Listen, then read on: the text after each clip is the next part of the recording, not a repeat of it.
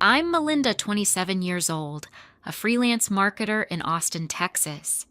Last week, I sat at my parents' dinner table in Round Rock, my stomach tightening as contractions hit early 3 weeks before my due date. I took a deep breath, looked at my parents, and said, "I'm about to give birth." Their laughter sliced through the air like a blade. "Not our grandchild," my mom sneered, glancing at my sister's business partner across the table. They were too busy fawning over his tech fortune, some deal tied to her future, to care about me or my baby. My sister, whose deal they were celebrating, smirked and sipped her wine. I clutched my phone, hands shaking, and called them again, begging for a ride to Dell Medical Center. "We're in the middle of dinner," my dad snapped, dismissing me like I was nothing. My husband was stuck in a meeting, unreachable. I had no one. My heart raced, but I grabbed my keys, wincing through early contractions, and drove myself through Austin's light evening traffic to the hospital, alone. The betrayal burned deeper than the contractions. What happened next flipped our family upside down, and I made sure they'd regret it. Let me know where you are from, and if you like it, subscribe for what I'm about to do. That evening at my parents' house in Round Rock started ordinarily enough. The table was set with my mom's usual spread: roast beef, mashed potatoes, and green beans from the local market. I sat there feeling the first twinges of discomfort, but I pushed it aside at first. My sister Tamara was beaming, chatting animatedly with her business partner Brian, who she'd been dating for 6 months. He was the eldest son of a successful tech entrepreneur in Austin, and my parents were hanging on his every word about his latest venture capital deal. I shifted in my seat, the contractions building, and finally I couldn't hold it in. I cleared my throat and said, "I think I'm in labor. The contractions are coming closer together. It's 3 weeks early, but I need to get to the hospital now." My mom Dana paused mid-bite, her fork hovering. She exchanged a glance with my dad Randall and then let out a short laugh. "Labor right now? We're in the middle of dinner, Melinda. Brian just got here. This is important." Tamara nodded her hand on Brian's arm, as if to emphasize the point. Brian looked uncomfortable but stayed silent, sipping his water. I stared at them, my pulse quickening. "I'm serious. My water broke earlier and the pain is getting worse. You need to drive me to Dell Medical. Scott's in a meeting and not answering." Randall leaned back, crossing his arms. "We can't just drop everything. This dinner is for Tamara and Brian. They're getting serious, talking marriage next year. His family's influence could change things for all of us. The baby can wait a bit. Contractions aren't that bad yet, are they?" I felt a wave of disbelief wash over me. They were prioritizing a business dinner over their own daughter giving birth. Tamara chimed in, her voice casual. "Yeah, sis, relax. Brian's sharing about his tech startup. It's a big opportunity. We can finish up and then go." The room felt smaller, the air thicker as another contraction hit. I tried to explain again, my voice shaking. "This isn't about waiting. The doctor said to come in immediately if it's early. Please, I need help." Dana waved her hand dismissively. "We've got guests. It's rude to leave now. Call an Uber or something if it's that urgent."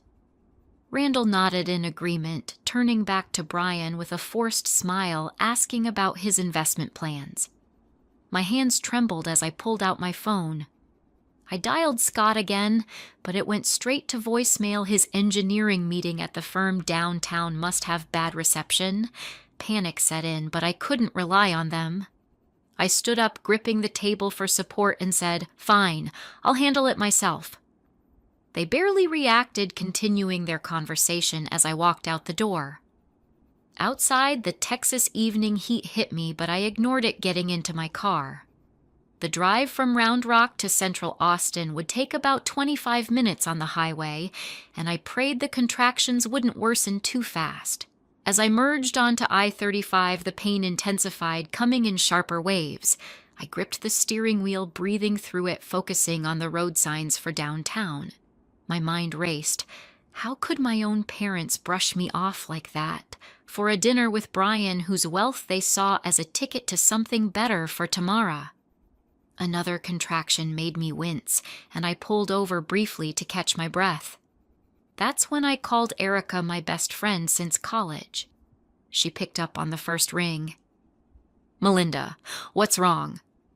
I explained everything: the dinner, their refusal, the drive alone. Her voice was firm. "You're driving yourself? That's crazy. Pull over if it gets bad. I'll meet you at Dell Medical. And Scott?" I told her he wasn't answering. "Keep trying him. You shouldn't be alone for this." I hung up and dialed Scott again. This time he answered, his voice frantic. "Melinda, I just got out of the meeting. What's happening?" I told him about the labor, the dinner disaster, how my parents had laughed it off for Brian's sake. "I'm on my way to the hospital now," I said, my voice breaking. "Meet me there." He promised to rush over, apologizing for the missed calls. The contractions were ramping up as I approached the city limits, sweat beading on my forehead. I navigated through the lighter evening traffic, focusing on each breath. By the time I pulled into Dell Medical Center's parking lot, the pain was nearly constant. I parked, grabbed my bag, and walked inside, checking in at the front desk. The nurse saw my state and rushed me to a room. As they hooked me up to monitors, the contractions peaked, making me grip the bed rails. Scott burst in shortly after, out of breath, taking my hand. "I'm here. We'll get through this." Relief washed over me, but the betrayal from my parents lingered like a shadow. Hours later, in the hospital room at Dell Medical Center, I held our newborn son in my arms, his tiny fingers curling around mine. The exhaustion of labor faded as Scott leaned over, his eyes bright with pride. "He's perfect," he whispered, brushing a kiss on my forehead. We were lost in that moment, our little family complete, the chaos of the dinner in Round Rock, feeling like a distant memory. The nurses bustled around, checking monitors, but I barely noticed. My heart was full, and for a few hours nothing else mattered. Scott snapped a photo, his grin wide, already planning to share it with his parents. I smiled, thinking of how excited they'd be to meet their grandson. Then my phone buzzed on the bedside table. I glanced at the screen. My mom's name flashed. My stomach tightened, the warmth of the moment slipping away. I let it ring, too drained to deal with her. Scott frowned, noticing the caller ID. "Your parents?" he asked, his voice low. I nodded, setting the phone face down. "I'm not ready," I said. Minutes later, it buzzed again, my dad this time. I ignored it, focusing on our baby's soft breathing. Scott's jaw clenched, but he didn't push.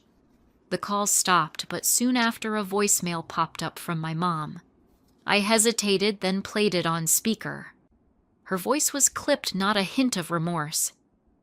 "Melinda, we were caught up with Brian's deal last night. It's a big opportunity for Tamara's future, with his tech money. You got to the hospital fine, didn't you? No need to make a fuss."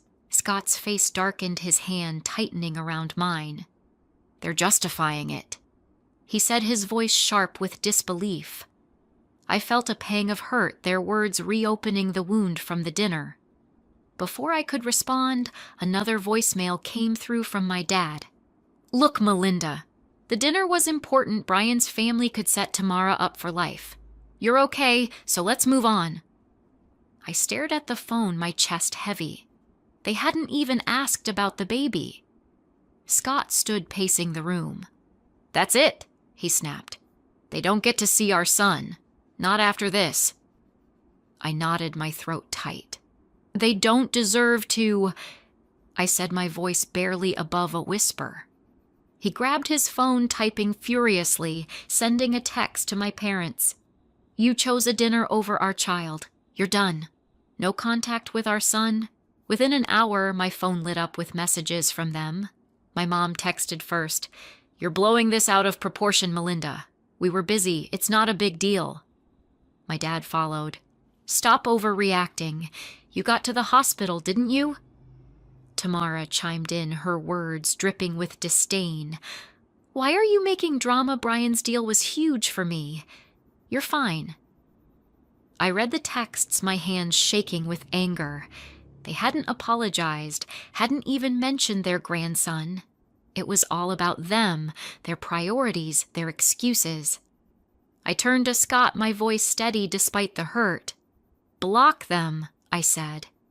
He didn't hesitate, pulling up their numbers and hitting block. The silence that followed felt heavy but necessary. Later that evening, I called Erica from the hospital bed, needing someone to ground me. She answered immediately, her voice warm but concerned. "How's the baby? How are you holding up?"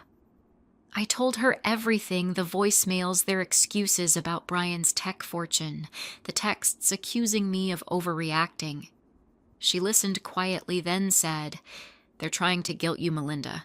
You did the right thing getting to the hospital alone, and Scott's right to cut them off. They made their choice." Her words hit hard, reinforcing what I already knew. "I just can't believe they don't care about him," I said, glancing at my son asleep in the bassinet. Erica's tone was firm. "You don't need them. You've got Scott the baby and me. Stay strong, this isn't your fault." Scott sat beside me, his hand resting on mine as we watched our son. The hospital room was quiet now, the beeping monitors a soft background hum. I felt a mix of joy and pain, joy for our new family, pain from my parents' betrayal. They'd chosen Tamara's future with Brian over me, over their grandson, and their flimsy excuses only made it worse. I leaned against Scott, exhausted but resolute. We'd protect our son no matter what. My parents' messages still lingered in my mind, their accusations stinging, but I pushed them aside. Erica's advice echoed, "Stay strong." I looked at our baby, his tiny chest rising and falling, and knew I'd do whatever it took to keep him safe from their selfishness. A few days after we brought our son home from Dell Medical Center, Scott's parents, my in-laws, drove in from Georgetown, another suburb just north of Austin. Mark, my father-in-law, moved carefully, his heart condition making him cautious about stress, but his smile was warm as he handed me a bag of baby clothes. Gina, my mother-in-law, bustled into our small apartment, immediately taking over the kitchen to cook a pot of chili for us. "You need to rest," she insisted, her voice kind but firm as she stirred the pot. I sank into the couch, grateful for their help, watching Scott play with our son on a blanket nearby. Mark sat beside me, his breathing steady but shallow, and asked about the baby's first nights. I told him about the sleepless hours, the feedings, and how Scott was learning to change diapers. Gina laughed from the kitchen, calling out tips about swaddling. Their presence felt like a lifeline, a stark contrast to the silence from my own parents in Round Rock. On the fourth day home, my email pinged with a message from my mom. My stomach twisted as I opened it, expecting an apology, but finding none. Instead, she wrote, "Melinda, you're being unreasonable. That dinner with Brian was critical. His startup funding could secure Tamara's future in tech. We couldn't leave. It was a once-in-a-lifetime chance for her." My dad's email followed, shorter but no less infuriating. "You made it to the hospital, so what's the problem? Stop making a mountain out of a molehill." I stared at the screen, my hands clenching the phone. They hadn't mentioned our son, not even his name, which we hadn't shared yet. It was all about Tamara and Brian's wealth, as if my labor was a minor inconvenience. Scott read the emails over my shoulder, his face hardening. "They're unbelievable," he muttered, shaking his head. Then the online messages started. My phone buzzed with notifications from social media, random accounts clearly fake posting on my public profiles. One said, "You're so dramatic, Melinda, blowing a family dinner out of proportion." Another, clearly from Tamara, though under a burner name, read, "Brian's deal was huge. You're fine, so quit whining." I checked the profiles, newly created, no followers, but the tone was unmistakable. My parents and sister were pestering me online, hiding behind anonymity to guilt me. I showed Scott my voice shaking with frustration. "They're not stopping," I said. He grabbed his laptop, logging into my accounts to block the fake profiles one by one. "They don't get to do this," he said, his fingers moving fast. I followed suit, blocking their real accounts too, my mom's, my dad's, and Tamara's. The quiet that followed felt like a small victory, but the sting of their words lingered. I called Erica that afternoon, needing her clarity. She picked up from her office in downtown Austin, her voice steady. "They're doing what?" she asked when I told her about the emails and fake accounts. I read her the messages, my throat tight. "They're acting like I'm the problem, Erica. No sorry, no mention of the baby, just Brian's money." She didn't hesitate. "They're trying to shift the blame because they know they're wrong. You and Scott did the right thing blocking them. Don't let them drag you down, you're a mom now. Focus on your son." Her words were an anchor pulling me back from the anger. I glanced at our baby asleep in his crib and felt a surge of resolve. "You're right," I said. "They don't get to ruin this for us." Mark and Gina stayed for a few more days, helping with meals and laundry, careful not to overtax Mark's heart. One evening, as Gina rocked our son, she asked about my parents. I hesitated, then told her about the emails, the fake accounts, their obsession with Tamara's tech deal.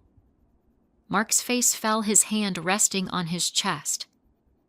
"That's not family," he said quietly. Gina nodded, her eyes sharp. "You don't owe them anything, Melinda. You've got us, and we're here for you and the little one." Their support wrapped around me like a warm blanket, easing the hurt from my parents' betrayal. I thanked them, my voice catching, and Scott squeezed my hand. Erica texted later, checking in. "You okay? Don't let them get to you." I replied, promising to stay strong. By the end of the week, with Mark and Gina preparing to head back to Georgetown, I felt steadier. The blocked numbers and accounts created a barrier, but I knew my parents wouldn't give up easily. Their emails had revealed their priorities: Tamara's future, Brian's wealth, not their grandson. I sat on the couch watching Scott adjust the baby's blanket and felt a quiet strength. We were building our own family, one that didn't need their approval or excuses. The online taunts and their cold words couldn't touch us here. The morning after Mark and Gina left for Georgetown, I was feeding our son in our Austin apartment when the doorbell rang incessantly. Scott glanced at me, his brow furrowed, and checked the peephole. "It's your parents," he said, his voice tight. My heart sank. I hadn't heard from Randall and Dana since blocking their numbers and fake accounts days ago. I set the baby in his crib, took a deep breath, and nodded for Scott to open the door. They stood there, arms full of gift bags, stuffed animals, baby blankets, balloons bobbing behind them. My mom, Dana, smiled like nothing was wrong. "Sweetheart, we brought things for the baby," she said, her tone syrupy as if she were talking to a toddler. My dad, Randall, held up a blue teddy bear, his expression forced. Tamara lingered behind, clutching a gift box, her eyes avoiding mine. I crossed my arms, standing firm in the doorway. "What are you doing here?" I asked, my voice steady but cold. Dana's smile faltered, but she pushed forward, stepping closer. "We just want to see our grandson, Melinda. Let's put all this behind us. It was just one dinner." Her dismissive tone grated like my pain was a minor inconvenience. Scott moved beside me, his stance protective. "You laughed when she said she was in labor," he said, his voice low and sharp. "You told her, not our grandchild? You don't get to waltz in now with gifts." Randall's face reddened. We were busy with Tamara's future. Brian's deal could set her up for life. "You're making too much of this." I felt my blood boil, their excuses echoing the same selfishness from their emails. "Too much." I snapped, my hands clenching. I drove myself to the hospital alone in labor because you wouldn't leave your precious dinner. Dana rolled her eyes, her voice patronizing. You're fine now, aren't you? The baby's here healthy. Why drag this out? We're family. Tamara stepped forward, her tone sharp. Yeah, Melinda, you're acting like we abandoned you. Brian's startup funding is a big deal, bigger than your little moment. Her words cut deep, dismissing my entire ordeal. The baby's cry broke through from the living room, sharp and piercing. My chest tightened, and I turned to check on him, but Scott squeezed my shoulder. I'll get him, he said, heading inside. I faced my parents and Tamara, my voice rising. You think gifts fix this? You didn't care about my son when I needed you most? Dana's face hardened, her tone still condescending. Melinda, stop being so dramatic. We're here now, aren't we? Let us see the baby. It's what's best for him. That was it. Something snapped inside me. I stepped forward, my voice a shout. What child? What grandchild? Their eyes widened, stunned into silence.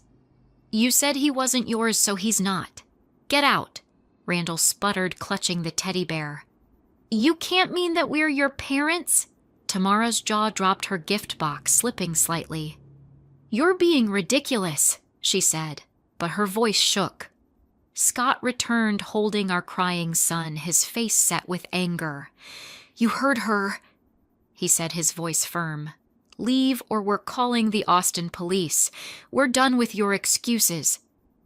Dana's eyes narrowed, but she didn't move. You'll regret this, Melinda, she said, her tone icy. You're cutting off family for no reason. I pointed to the door, my hand trembling. You cut yourselves off when you chose a dinner over my son. Go. The baby's cries grew louder, and I turned to take him from Scott, soothing him against my chest.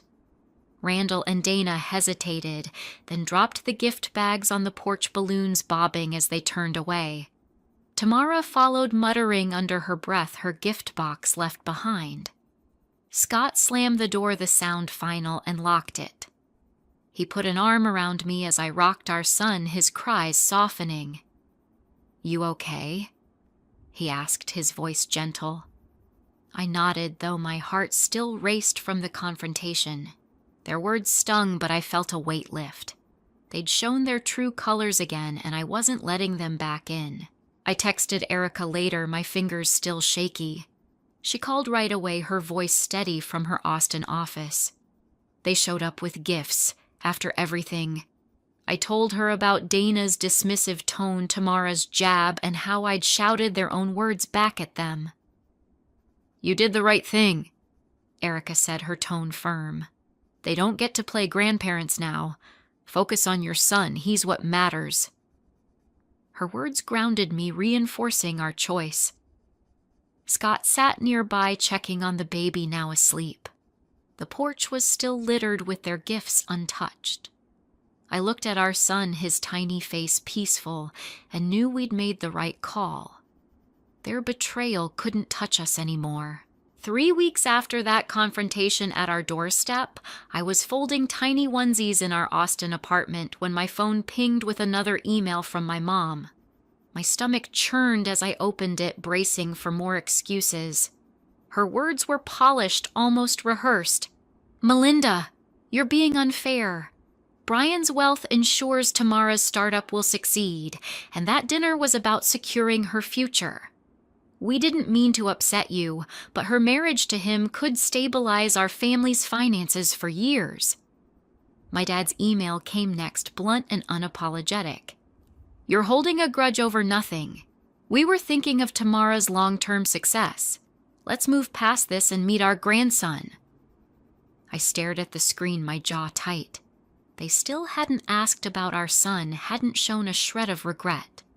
It was all about Tamara's startup, Brian's money, their priorities, not my pain or our baby's existence. I showed the emails to Scott, who was changing a diaper in the nursery. His face hardened, his hands pausing. They're still justifying it. He said, his voice low with anger. They don't even mention our son. I knotted my throat tight. It's like he doesn't exist to them, I said. Scott set the baby down gently, then pulled out his phone. We're done, he said, forwarding the emails to his parents in Georgetown. Mark and Gina need to know what they're really like. I agreed, feeling a mix of hurt and resolve. My parents' obsession with Tamara's future was a wall we couldn't break through. Later that day, I called Mark and Gina, needing their perspective. Gina answered from their kitchen, her voice warm but cautious. I read her the emails, my voice shaking as I got to the part about Brian's wealth. Mark, listening on speaker, let out a heavy sigh. That's not how family works, he said, his tone steady despite his heart condition. You don't trade your daughter's pain for someone else's bank account. Gina's voice sharpened. They made their choice, Melinda. You and Scott are right to keep them away from your son. They don't deserve him. Their words felt like a shield reinforcing our decision. Mark added, We're here for you always. Focus on your little guy. I thanked them, my eyes stinging, grateful for their unwavering support. That evening, I texted Erica, needing her clarity. She called back from her apartment in Austin, her voice calm but firm. Another email, they're relentless, she said when I told her about their latest attempt. I read her the lines about Tamara's startup and she scoffed. They're not sorry, they're just mad you're not caving. Then her tone softened. I went through something like this with my own family, Melinda. My dad prioritized my brother's career over me for years, always some excuse about the bigger picture. I cut contact, and it was the best thing I ever did. You're not wrong to protect your son. Her story hit close to home, a mirror to my own hurt. How did you stay strong? I asked, cradling my phone. You build your own family, she said. Scott, your son, Mark, Gina, that's what matters. Don't let their guilt trips pull you back. Her words sank in, steadying me. I looked at our son asleep in his crib, his tiny chest rising and falling. Scott sat nearby, scrolling through baby photos on his phone, a soft smile on his face. I felt a surge of determination. My parents' emails were just words, empty attempts to justify their selfishness. They hadn't changed, hadn't apologized, hadn't even acknowledged our son's name. I opened my laptop and blocked their email addresses, my fingers steady. Scott looked up, nodding in approval. Good, he said. They don't get to hurt us anymore. Over the next few days, Mark and Gina checked in regularly, sending texts with advice on soothing a fussy baby. Gina called one afternoon, sharing a story about Scott as a toddler, her laughter easing my tension. Mark, careful not to overtax himself, sent a photo of a tiny hat he'd bought for our son. Their support was a constant, a reminder of what family could be. Erica stopped by our apartment one evening, bringing takeout from a local taco joint. We sat on the couch eating while our son napped. She shared more about her dad, how cutting him off freed her to focus on her own life. You'll feel lighter, she promised. It's not about anger, it's about protecting your peace. I nodded, her words echoing my own resolve. The emails from my parents stopped, but I knew they'd try again. Their focus on Tamara's startup and Brian's wealth showed they'd never prioritize us. I sat with Scott that night, our son in my arms, and felt a quiet certainty. We didn't need their approval or their excuses. Our family, Scott, our son, Mark, Gina, Erica, was enough. Their selfishness couldn't reach us here. Months after we blocked their final emails, I stood in our Austin apartment watching our son giggle as Scott tickled his tiny feet. The morning sun streamed through the window, casting a warm glow on the wooden floor. We'd built a life here, one free from the weight of my parents' selfishness. Randall and Dana, still in Round Rock, faced a new reality. Word spread fast in their tight-knit community. Neighbors, who once waved warmly, now avoided their gaze, whispering about the family drama that unfolded when they dismissed their own daughter's labor. A friend from Round Rock who ran into Erica at a coffee shop mentioned how my parents' invitations to neighborhood barbecues had dried up. Their reputation, once solid, crumbled under the scrutiny of a small town that valued family ties. Their financial struggles followed close behind. Living in Round Rock wasn't cheap. Property taxes and utility bills piled up, especially without Tamara's support. She'd moved out to live closer to Brian in downtown Austin, chasing her startup dreams with his funding. But from what Erica heard through mutual contacts, Brian's interest in Tamara waned after his business deal hit a rough patch, leaving her scrambling to cover her own expenses. My parents, banking on her success to bolster their finances, were left with no one to lean on. They'd counted on her future wealth, but now faced the high cost of living in Texas alone. I didn't dwell on their hardship. It wasn't my burden anymore. Their choices had carved their path just as mine had shaped ours. Our apartment felt like a sanctuary. Scott, now working shorter hours as an engineer, spent mornings playing with our son, building block towers that always toppled to laughter. I'd taken on new freelance marketing clients, a local brewery, a boutique downtown, my days filled with designing logos and pitching campaigns over coffee at Austin's bustling cafes. The income, steady at about $3,000 a month, covered our rent and groceries with enough left for small joys, like a new stroller or a weekend hike in Zilker Park. Erica became a regular visitor, dropping by with breakfast tacos or joining us for movie nights. One evening, as we shared chips and guacamole, she grinned at our son's attempt to grab a spoon. "He's got your fire," she said, her eyes warm.